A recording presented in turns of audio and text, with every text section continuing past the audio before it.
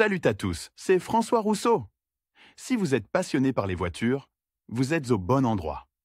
Continuez à regarder, on va entrer dans le vif du sujet. Aujourd'hui, le rythme de vie est très rapide et nous devons souvent être presque simultanément à plusieurs endroits à la fois. Dans ces conditions, l'utilisation des transports publics est très peu pratique. Nous regardons nos connaissances et nous nous rendons compte qu'elles ont le temps de faire beaucoup plus de choses et tout cela parce qu'elles se déplacent dans leur propre voiture. Ayant compris cela ou ayant pris en compte le fait que conduire une voiture est tout simplement prestigieux, nous nous rendons dans une auto-école et après une formation difficile, nous obtenons notre permis. Arrive le jour du voyage en autonomie et, oh horreur, on se rend compte que rien ne pourra nous faire vaincre notre peur, prendre le volant et la route. La peur est presque paralysante. Seules les femmes ont peur. On pense que seules les femmes ont peur de conduire une voiture seule. Ce n'est pas du tout le cas. Les femmes sont simplement plus émotives et expriment souvent leurs sentiments de manière très vigoureuse, elles peuvent ne pas accepter de prendre le volant, crier et même pleurer, sans se cacher de personne. Les hommes, quant à eux, considèrent qu'il est honteux de montrer leur excitation et même leur peur. Ils doivent cacher leurs émotions jusqu'au bout et essayer d'avoir l'air sûr d'eux. Les raisons pour lesquelles une personne peut éprouver des sentiments négatifs et très dérangeants sont souvent très différentes. Ce dont un débutant a généralement peur. Toutes les craintes d'une personne au moment de son premier voyage indépendant derrière le volant peuvent être divisées en trois groupes principaux. La peur d'avoir un accident. Il est important de comprendre ici que cette peur finira, bien sûr, par devenir moins aiguë, mais qu'elle sera toujours présente. Même les conducteurs les plus expérimentés ne diront jamais qu'ils excluent totalement la possibilité d'avoir un accident. Ils savent que la route est le théâtre de toutes sortes de situations imprévues et s'efforcent d'être aussi près que possible à affronter ces moments. Il faut donc supporter ce sentiment, non pas de peur, mais de légère anxiété. La peur de se retrouver dans une situation difficile. De nombreux automobilistes racontent que, lors de leur premier voyage indépendant,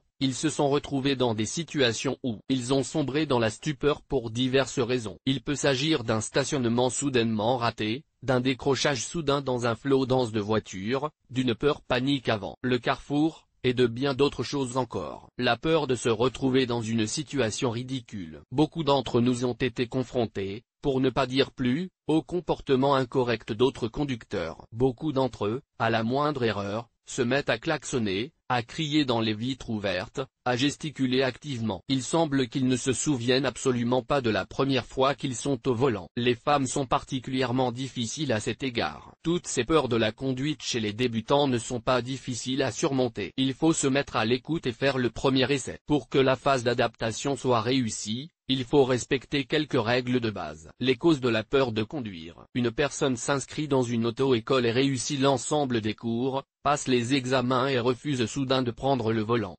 Analysons les causes de cette peur de conduire. Comme nous l'avons déjà dit, de nombreux conducteurs novices ont surtout peur d'avoir un accident. Chacun d'entre nous a vu au moins une fois les conséquences des accidents de voiture. Nombreux sont ceux qui ont des connaissances qui ont participé à de tels accidents. Inconsciemment, le débutant se représente une telle situation et ceux qui ont une imagination développée commencent à paniquer. Lire aussi. Pays où la circulation se fait à gauche. Une autre raison de développer la peur peut être une mauvaise compréhension du fonctionnement d'une voiture. De nombreuses conductrices réalisent qu'en cas de panne, même mineure, elles seront totalement impuissantes et risquent de paraître comiques aux yeux des autres automobilistes, pour ne pas dire plus. Une autre raison de l'émergence des peurs peut être l'expérience négative de la communication avec d'autres conducteurs expérimentés, qui discutaient en public du singe avec une grenade, de la blonde au volant, des idiots avec des permis achetés, etc. Parfois, le moniteur d'auto-école lui-même contribue à cette catégorie de peur. Il peut vous en vouloir constamment pour chaque bévue commise sur la route et exprimer souvent son opinion négative sur vos capacités. Lors de l'analyse du trajet, certains parents ou amis assis à côté de vous ajoutent également des sentiments négatifs. Ils ne cessent de vous tancer, de vous inciter et de critiquer votre style de conduite,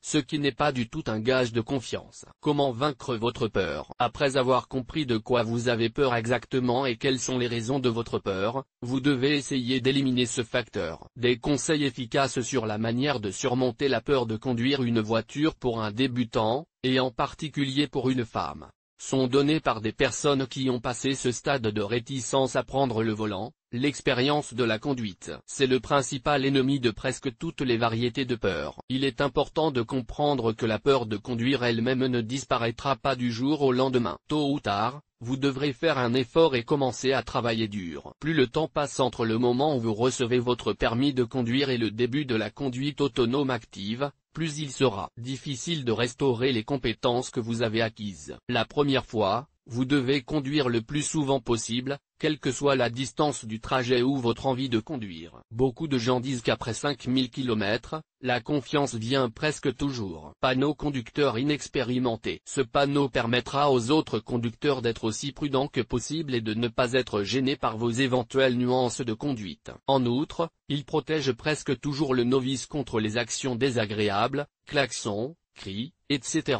Dans ce cas, si un conducteur réagit encore négativement à votre voiture, essayez de ne pas réagir. Tout le monde n'a pas les nerfs en bon état, et certains déversent ainsi leur tension. Déterminez l'itinéraire. Au début, vous pouvez demander à un proche de vous conduire le long de l'itinéraire proposé. Calmement assis en tant que passager, vous pouvez examiner attentivement tous les panneaux de signalisation et repérer les zones difficiles. S'il n'y a personne avec qui conduire l'itinéraire, vous pouvez simplement étudier les cartes et essayer de vous orienter dans les virages, les carrefours, les endroits où un réarrangement est nécessaire. Le matin. Au début, si vous devez vous rendre le matin au travail, à l'école ou au jardin d'enfants, essayez de partir le plus tôt possible. Il est très important pour un conducteur débutant d'essayer d'éviter les embouteillages. Sur une route à moitié vide, il est beaucoup plus facile d'éviter les situations imprévues et d'acquérir de l'expérience de conduite. Voyager à la campagne. S'il n'y a pas d'urgence à effectuer ses premiers déplacements autonomes en milieu urbain, on peut commencer à s'entraîner sur une route de campagne peu fréquentée. Une solide connaissance du code de la route. Si vous sentez soudain que vous n'êtes pas très rapide pour vous orienter dans le code de la route, répétez l'exercice jusqu'à ce que vous ayez atteint le niveau de l'automatisme. Il n'y a pas de place pour la panique. En cas de situation difficile, il ne faut pas paniquer, mais simplement arrêter la voiture. L'essentiel est d'allumer les feux de détresse, d'analyser la situation et d'avancer calmement. Invitez un compagnon de voyage. Demandez à quelqu'un de vous accompagner. Le mieux est que ce soit une de vos connaissances qui n'a pas de permis. Il vous rassurera par sa seule présence et ne vous donnera pas de conseils intelligents. Lire aussi. Ce qu'il faut savoir sur la rédaction correcte d'une annonce pour la vente d'une voiture. Il est important de comprendre que le sentiment de peur est inhérent à chacun et que cette étape doit simplement être vécue et expérimentée. Rappelez-vous que tous ceux qui vous klaxonnent frénétiquement sur la route aujourd'hui étaient autrefois les mêmes débutants effrayés. Il y a quelques années ou peut-être quelques mois. Ne pensez pas que vous êtes le pire et n'exagérez pas le danger. Essayez et bientôt toutes vos craintes disparaîtront. Méthode pour gérer la peur de conduire après un accident.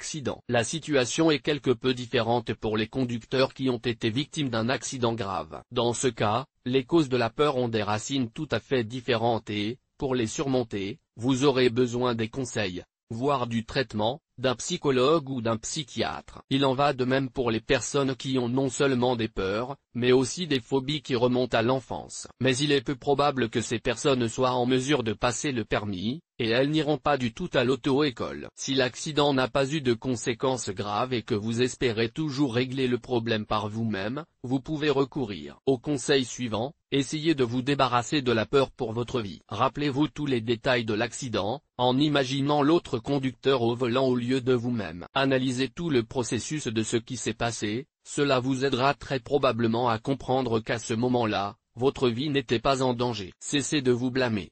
Ne pensez pas que vous êtes le plus grand inepte du monde. Presque tous les conducteurs se sont retrouvés dans des situations similaires. L'essentiel est que tous aient réussi à s'en sortir, vous pouvez donc en faire autant. Donnez-vous le temps de vous calmer un peu. Il n'est pas utile de reprendre le volant le jour même. Dans tous les cas, la libération d'adrénaline a été importante et le corps a besoin de revenir à la normale. Testez-vous. Prenez le volant et faites un petit trajet sur un itinéraire très simple. Suivez un cours de formation supplémentaire. Si, après avoir analysé la situation, vous vous rendez compte que l'accident n'est dû qu'à votre faute et à un manque de connaissances ou de compétences, n'hésitez pas à demander l'aide d'un professionnel et, si possible, à suivre un cours de conduite extrême. Ne remettez pas vos déplacements à plus tard. N'oubliez pas que plus votre pause est longue, plus il vous sera difficile de reprendre le volant. La conduite ne doit pas devenir un processus désagréable pour vous, Après un certain temps et une bonne expérience de la conduite, vous apprendrez à tirer le maximum de plaisir de vos déplacements au volant.